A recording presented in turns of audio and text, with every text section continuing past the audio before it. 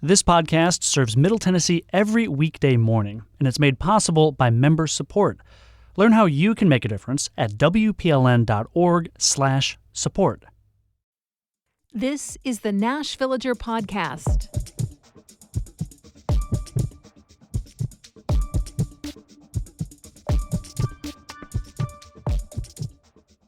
It's November 7th, 2025. On this day in 1930, the Bank of Tennessee shut down, leading to a cascade of bank failures across the state. From our 2025 point of view, it's easy to say, well, of course, that's what happened at the start of the Great Depression. But from the point of view of people in the era, it wasn't necessarily a no-brainer. For more than a year after the giant stock market crash in New York, the local banks held steady. And for a longer stretch of time than we might always appreciate now, people in a lot of the country, in places like here in Nashville, thought that the financial collapse might be contained to other cities or states. I'm Nina Cardona, and this is your daily digest of what's happening around Middle Tennessee with historical context from Nashville Public Radio, WPLN News. It's actually pretty amazing to see how differently big national matters can sometimes play out depending on what part of the country you're in. That's certainly been true of abortion since the Dobbs decision, with a spectrum of laws in place across the nation. And right now, with the way that tariffs are playing out, Tennessee is unfortunately one of the states that will continue to take a substantial hit even after President Trump's recent negotiations with China that are overall good news for the U.S. Under the New Deal, most Chinese tariffs on American goods are dropping back down. But the one thing not included in that reduction is one of Tennessee's most important cash crops, soybeans. Normally, China is one of the primary markets for soybeans grown here. But with a 13% tariff now in place, commercial buyers in that country have been getting their soybeans from Brazil instead.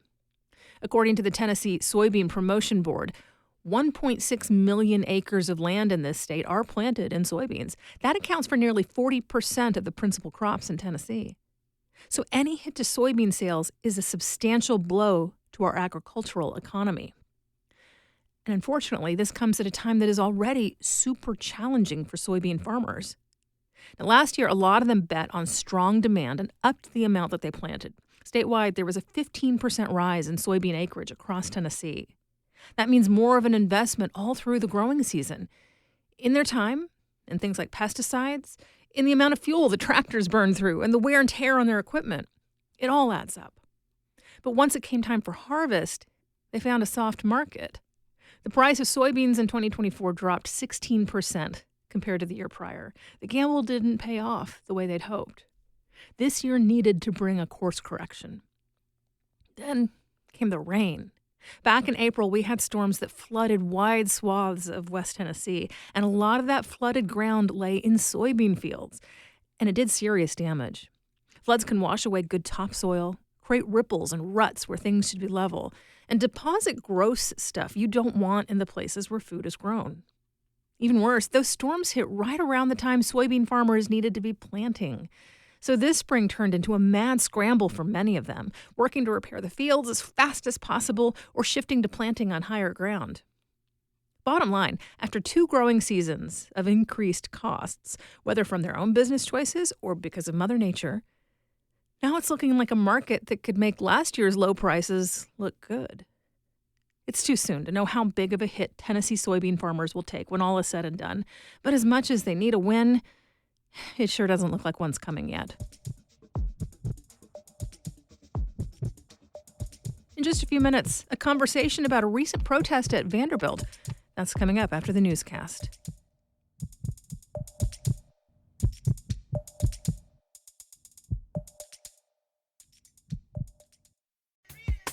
Nashville Public Radio is always here to keep you informed, whether it's the latest news or music you should check out. Every week, What Were Wednesdays shares the latest happenings taking place right here in Nashville by talking to members of our community, putting on events in your neighborhood and beyond.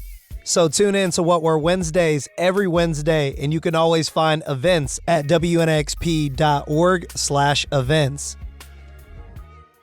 Here's the latest from WPLN News. As the government remains shut down, recipients of federal food aid in Nashville are feeling the squeeze. Sierra Harden is a student at TSU and works at Chick-fil-A. She says the SNAP dollars she expected this week still haven't come through. Harden says she's had to limit the types of food she buys, rely on food banks, and stop spending any extra dollars. Certain things that I've budgeted out for fun, like roller skating. I like to do that a lot. Can't really do it as much because I have to add more to my pantry to last me until I figure out what's going on with the rest of my benefits and stuff. Other recipients feel the situation is more dire, like the SNAP recipient who goes by Goody. He's had to use other resources to access food. It's hard because I'm running around to pay. I'm on disability. I get my disability check. Instead of getting food stamps, I have to pay most of my disability check on food, and it's hard. I don't have enough to make it through the month. Goody says it's also tough because food purchased with SNAP dollars is exempt from sales tax, so without SNAP, his food bill is even higher. Hundreds of SNAP recipients showed up at Metro Action Commission this week to enroll in the city's new free bus fare program. Metro's been slowly rolling out the new Journey passes, but ramped up enrollment this week as the federal shutdown hit food aid benefits. Antoinette Hatton, who waited in line with her 2 young daughters, says that the free fares will make her life so much easier. Bus fare is like $60 a month for me alone. That's not including the kids. One way is like $2. If you have to go to the grocery store and back, and school and back, and pick them up from school, I have to get off from work. I've spent sometimes $25 in a day or two on the bus, and so yeah, it means a lot right now. Like to even be able to have the opportunity to get it, yeah. But accessing the fares wasn't easy. Lines were long at Metro Action Commission, and WeGo ended up turning some people away. Now WeGo is encouraging folks to attend enrollment events tomorrow through Sunday at the Elizabeth Duff Transit Center downtown. Residents can access free one-day passes to get to these events by contacting Metro Action Commission, MDHA, or the Office of Homeless Services. Nearly 650,000 Tennesseans are just now learning what they will have to pay if they want to keep their same health plan through the Affordable Care Act marketplace in 2026. WPLN's Blake Farmer reports some insurers are sending out notices related to premium increases. In states like Tennessee that use the Federal Insurance Exchange, the average increase for monthly premiums is 30%. But that does not take into account the subsidies set to expire at the end of the year if Congress doesn't extend them. Kimberly Daft owns a store in Old Hickory that specializes in houseplants. She's been paying $60 a month for her coverage from Cigna. It's going up to more than $360, 6 times what she's been paying. It's a price hike Daft says she will have to handle because she has too many health issues to downgrade to a cheaper plan. I couldn't financially afford life with a different plan, quite frankly. I am at the doctor so much. I mean, I just got out of a 6-day hospital stay. Both Blue Cross and Oscar tell WPLN they are sending renewal notices to Tennesseans, but they don't necessarily calculate the impact of the lost subsidies. Those affect 95% of all Tennesseans covered by marketplace plans. Blake Farmer, WPLN News. The open enrollment period ends December 15th for Tennesseans trying to start coverage January 1st. President Donald Trump has allegedly pardoned 2 Tennesseans recently sentenced for government corruption crimes. Former Tennessee House Speaker Glenn Cassida text messaged multiple news outlets to announce his pardon, according to the Tennessee Lookout. He said Trump had also pardoned his former chief of staff, Cade Cothran. Cassida and Cothran were accused of working a kickback scheme that involved a House of Representatives mailing program. Cothran set up a company under a false name, and then men persuaded lawmakers to hire the company using public funds. In September, a jury sentenced Cassida to 36 months after he'd been convicted of fraud, theft, bribery, conspiracy, and money laundering. Cothran was sentenced to 30 months the week before. Yesterday was Paul McCartney Day in Nashville. Before he played for a sold-out crowd at the Pinnacle last night, his photography exhibit opened at the Frist yesterday morning. It's a collection of photos that McCartney took in 1963 and 64. In one, he captured a bass player lost in thought. It turns out that bassist has Nashville ties. McCartney told the story of finding out the identity of the musician through mutual friend Elvis Costello on Conan O'Brien's podcast. It turns out Elvis Costello texted me just the other day, and he said he's got an amazing text from a friend of his who's called Ray. And Ray said, I got the book, and on page 161, there's this photo of my dad playing guitar. What? He said, my heart skipped a beat. So now we know who that was. That was Ray's dad. Ray is Nashville's blue chore coat-wearing photojournalist and man about town, Ray DiPietro. Ray's dad, Ralph DiPietro, was bassist for Johnny Halliday's band, Joey and the Showman. The photo that McCartney snapped of him will be on display at the Frist until January 26th. You'll find more news anytime at WPLN.org.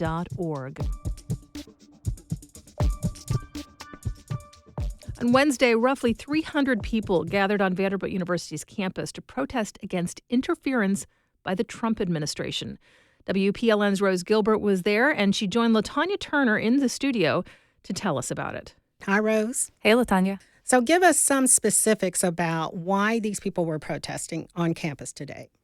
Yeah, so Vanderbilt is among the 9 initial universities who were asked to sign the Trump administration's Compact for Academic Excellence and Higher Education. And that essentially promises preferential access to things like student loans and research funding, as well as approval of student visas in exchange for kind of falling in line with directives from the Trump administration. Some of those directives include things like enforcing a strict male-female binary definition of gender in accordance with people's biological sex, limiting the enrollment of foreign students, and this one has caused a lot of stir, abolishing practices that, quote, belittle conservative ideas. Critics see it as an assault on academic integrity and freedom on campus. And so students are protesting that. And so far, the university has not signed that compact, but they have agreed to have continued conversations with the government, which, again, critics see as too soft a stance. A lot of students and professors are calling on the university to outright reject the compact and take a stand, as some other universities have.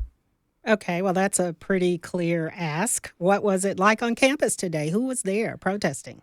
It was a pretty lively scene. You know, you had students, professors, staff, a few puppies there with signs, a lot of American flags. You had speakers and the crowd chanting. I even spotted a couple of students who were clearly finishing up their homework on their laptop as they listened to the speakers talking, which was dedication. And I spoke with one of the speakers, sophomore Zofia Sante Hunter, about why she felt it was so important to be here today. We are very disappointed, and I feel that several of my peers feel, a deep sense of betrayal from our administration. And I think numbers show that we are pissed. Okay. So as you can hear, Zofia was not happy with the administration's kind of softer stance on this compact, and like many others there, was calling on them to reject it outright. She's a native Nashvilleian who says she kind of grew up really admiring Vanderbilt for, you know, being this really well-known academic institution, and particularly for its scientific and medical research, and felt that this response to the Trump administration was a betrayal of that.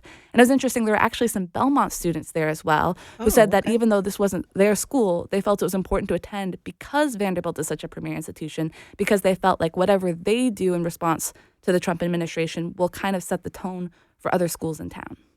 Has the university responded to today's protest? Have you heard anything from them?